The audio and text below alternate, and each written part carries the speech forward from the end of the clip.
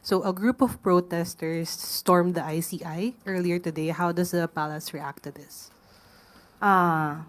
Hindi ko po nakita kung ano yung news niyan. Bakit po sila pumunta? To protest yung lack of transparency daw and yung kawalan ng mabagal yung pag-process ng cases. Okay, ang ICI po ay isang independent commission at kung ano po ang kanilang mga isinasagawa ngayon at kung ano po ang mga polisiya, ito po ay nasa ICI na po.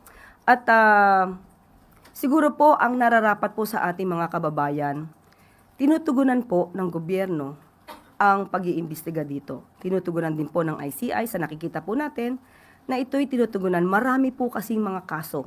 Nakapagsampa na po kahapon si Sec Vince ng karampatang mga kaso at hindi po dapat siguro mainip ang ating mga kababayan hanggat nandiyan po at may nagtatrabaho at ang intensyon naman po ay maganda para po mapanagot ang dapat mapanagot. Hayaan na lang po natin na umandar yung sistema at ang procedure at wag po tayong masyado maging negatibo sa ginagawa ng gobyerno sa ngayon.